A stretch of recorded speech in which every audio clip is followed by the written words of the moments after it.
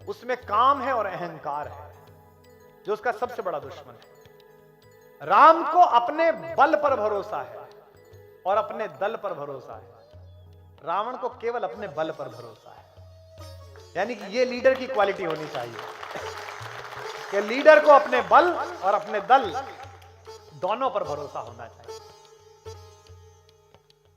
दक्षिण में लिखी गई राम कथाओं में महर्षि कम्मन की राम कथा है इरावतारम, इराम अवतारम। उसमें एक बहुत अद्भुत प्रसंग है जो वाल्मीकि रामायण तुलसी रामायण में नहीं है।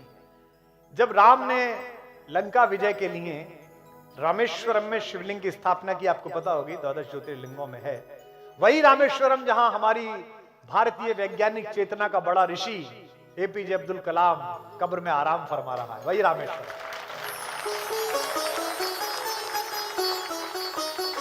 जब उन्होंने शिवलिंग की स्थापना की तो उन्होंने कहा कि आसपास कोई आचार्य ढूंढ के लाइए, कोई पुजारी, कोई ब्राह्मण ढूंढ के लाइए जो मेरा यज्ञ करा दे। तो जामवंत ने कहा कि महोदय, इस जंगल में समुद्र तट पर केवल पेड़ हैं, वनवासी हैं, हम में से तो किसी को पता नहीं है। तो उन्होंने कहा आचार्य ऐसा लाइए जो शैव और वैष्णव परंपराएं दोनों का सम्मिलन हो, जिसे दोनों चीजें आती हो।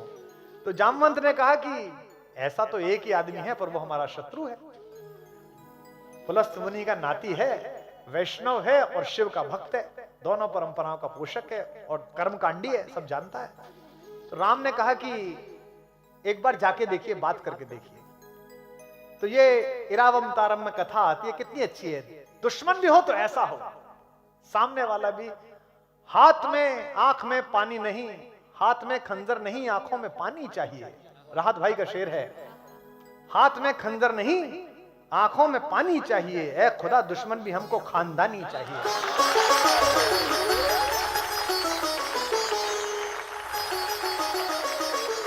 तो रावण जैसा आचार्य, जामवंत जब लंका पहुंचे राम के कहने पर, महर्षि कम्मल लिखते हैं कि यह बात रावण को पता चली कि जामवंत आए हैं। जामवंत उनके पितामह के दोस्त रह चुके हैं, तो उनको लगा कि मेरे बाबा के दोस्त हैं तो आदर करना चाहिए। उसने राक्षसों से कहा कि मेरे महल तक का रास्ता बताने के लिए उन्हें कष्ट ना हो, हर जगह राक्षस हाथ जोड़कर खड़े हो जाए और जिधर की तरफ इशारा कर दें उधर जामवंत चलें। कथा आती है कंब की रामायण में महर्षि कम्बन की कि जामवंत, चूंकि शरीर आकार बड़ा था उनका, तो उनको रास्ता दिखाते दिखाते रावण के पास तक ले गए। उन्होंने, रावण ने उन्हें प्रणाम किया, खड़े होकर पैर छुए और कहा कि मैं आपका स्वागत करता हूं राक्षस राज रावण, किस लिए आप आए हैं? तो उन्होंने कहा मैं चाहता हूं कि मेरे यजमान की आप आचार्य बन जाएं। तो उसने कहा कि स्वीकृति से पूर्व मुझे विचार करना पड़ेगा और विचार में देरी लगेगी, तो अगर आप आसन ग्रहण कर लेंगे तो अच्छा होगा, मैं भी बैठ पाऊंगा। जामवंत बैठ गए। रावण ने पूछा कि आपका यजमान कौन है? तो जामवंत ने कहा कि अयोध्या के राजकुमार महाराज दशरथ के पुत्र श्री राम मेरे यजमान हैं और वे एक यज्ञ करना चाहते हैं, भगवान शंकर के विग्रह को स्थापित करके शिवलिंग को पूजा करना चाहते हैं अपने एक बड़े काम के लिए। तो रावण ने पूछा क्या ये बड़ा काम लंका विजय तो नहीं है? जामवंत ने कहा आचार्य आप ठीक समझ रहे हैं, ये लंका विजय का यज्ञ है, तो क्या आप आचार्य पद स्वीकार करेंगे?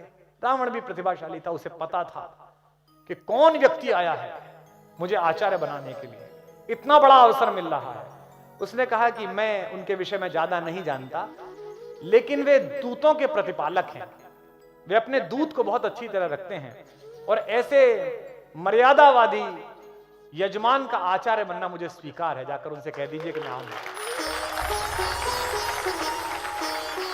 यह है रावण, जिसके घर में मां सीता सुरक्षित नहीं, शील के साथ सुरक्षित नहीं। यह है रावण। उस समय का शत्रु भी कैसा है राम का। तो जामवंत ने पूछा कि क्या व्यवस्था करनी पड़ेगी, क्या क्या सामान मंगाने पड़ेंगे? तो आचार्य रावण ने कहा कि चूंकि हमारा यजमान वनवासी है और अपने घर से बाहर है, इसलिए शास्त्र की परंपरा है कि अगर यजमान का घर ना हो, बाहर कहीं पूजा करानी पड़े, तो सारी चीजों की तैयारी आचार्य को स्वयं करनी होती है। तो आप कह दीजिए अपने यजमान से कि वो केवल नहा धोकर स्नान करके व्रत के साथ तत्पर रहे, मैं सब चीजें कर दूंगा। अब उसने अपने लोगों को बुलाया और कहा कि भाई पूजा कराने के लिए जाना है, ये सब सामान तैयार करो।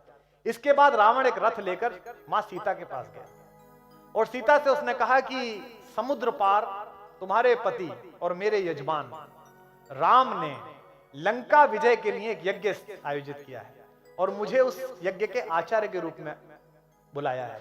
अब चूंकि जंगल में रहने वाले किसी भी यजमान की सारी व्यवस्था करना आचार्य का काम होता है, इसलिए उसकी अर्धांगिनी की व्यवस्था करना यह भी मेरे जिम्मे है।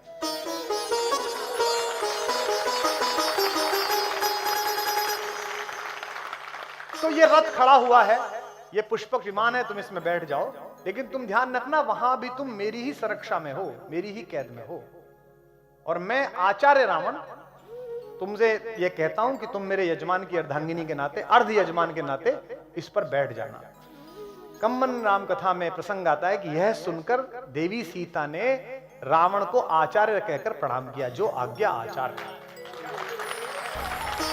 और अगली बात सुनिए, और उनके प्रणाम करने पर उसी रावण ने देवी सीता को अखंड सौभाग्यवती भव का आशीर्वाद दिया।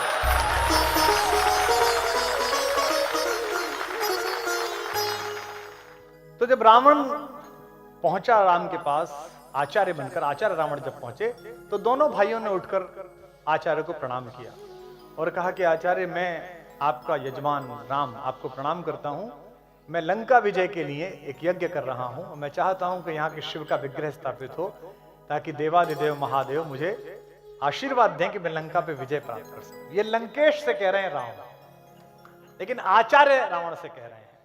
आचार्य ने कहा कि मैं आपके यज्ञ को पूरी तरह संपादित करूंगा और ईश्वर महादेव चाहेंगे तो आपको उस यज्ञ का फल प्राप्त होगा। ये रावण ने कहा। तैयारियां शुरू करिए तो बताया कि हनुमान गए हैं शंकर का विग्रह लेने के लिए, शिवलिंग लेने के लिए। अब हनुमान गए हैं तो ये भी पता नहीं कि वो महादेव को डायरेक्ट लाएंगे या कोई शिवलिंग लेके आएंगे, क्योंकि हनुमान की तो इस चीज में एक्सपर्टीज है कि उन्हें दवाई मंगाने भेजो तो मेडिकल स्टोर ले आते हैं उठा के। तो आचार्य रावण ने कहा कि पूजा में देरी संभव नहीं है, मुहूर्त नहीं टल सकता, इसलिए आप बैठिए और आपकी धर्म पत्नी वे कहां है, उन्हें बुलाइए। तो राम ने कहा कि आचार्य, मेरी धर्म पत्नी तो उपस्थित नहीं है यहाँ पर, तो ऐसी कोई शास्त्रीय विधि हो जिसमें उनकी अनुपस्थिति में यह यज्ञ हो जाए। तो रावण ने कहा यह संभव नहीं है, केवल 3 प्रकार से इसकी अनुमति है।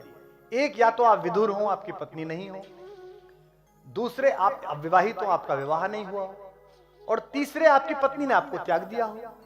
क्या तीनों स्थितियां हैं? तो राम ने कहा तीनों स्थितियां तो नहीं है। अब राम ये कैसे कहें कि आप ही हैं उसके कारण, क्योंकि वे तो आचार्य हैं। तो जामवंत ने कहा कि आचार्य फिर इसकी क्या व्यवस्था है? तो उन्होंने कहा कि जब कोई यजमान जंगल में हो और उसके पास यज्ञ को पूरा करने के समस्त साधन ना हो, तो आचार्य की जिम्मेदारी होती है कि वो यज्ञ के साधन उपस्थित कराए। तो आप विभीषण को और अन्य अपने मित्रों को भेज दीजिए, मेरे यान में अर्ध यजमान सीता बैठी हुई है, उन्हें बुला लाइए यहां। ये इरारामावतारम में जो कम्मन के लाल रखी उसमें प्रसंग है। उसके बाद पूजन हुआ, विधिवत पूजन हुआ। मां सीता ने अपने हाथ से ही वो शिवलिंग स्थापित किया, जो आज भी वहां लंकेश्वर का शिवलिंग वहां पर मौजूद है, जिसके बारे में कहते हैं कि जब रामेश्वरम में कहते हैं कि जब हनुमान अपना शिवलिंग उठा लाए एक, और हनुमान ने कहा इसे हटाओ मैं लगाऊंगा, तो राम ने कहा कि जो लगाए लगने दो। जब हनुमान नहीं माने, कहा महाराज मैं तो लेके आया हूं, तो राम समझ गए कि इन्हें थोड़ा सा अपने बल पर अहंकार आ रहा है, तो राम ने कहा इसे हटा लो। और सुनते हैं कि पूरा हनुमान ने जोर लगाया, वो शिवलिंग नहीं हटा। इसलिए राम ने फिर वरदान दिया कि तुम्हारा शिवलिंग भी यहाँ उपस्थित रहेगा। तो रामेश्वरम में उनके द्वारा स्थापित भी एक शिवलिंग है जो हनुमानेश्वर के नाम से जाना जाता है, कि हनुमान के द्वारा स्थापित शिवलिंग। यज्ञ संपन्न हुआ और दोनों यजमानों ने, राम और सीता ने आचार्य रावण को प्रणाम किया। तो राम ने पूछा कि आचार्य आपकी दक्षिणा? तो आचार्य ने कहा कि आप वनवासी हैं, मैं जानता हूं कि आपके पास कोई दक्षिणा नहीं है और आप मुझे दक्षिणा नहीं दे सकते, और स्वर्णमयी लंका के राजा आचार्य को आप क्या दक्षिणा देंगे, इसलिए मेरी दक्षिणा आप पर रही। राम संकोच में पड़ गए। राम ने कहा कि दक्षिणा रही तो आप बता दीजिए ताकि मैं विधिवत तैयारी रखूं, कभी मैं देने योग्य बन पाऊं आपको। तो क्या रावण ने दक्षिणा मांगी? राम ने कहा आचार्य होने के नाते मैं आपसे दक्षिणा मांगता हूं कि जब मेरा अंतिम समय आए तो यजमान मेरे सामने उपस्थित रहे, मैं आपसे दक्षिणा मांगता हूं।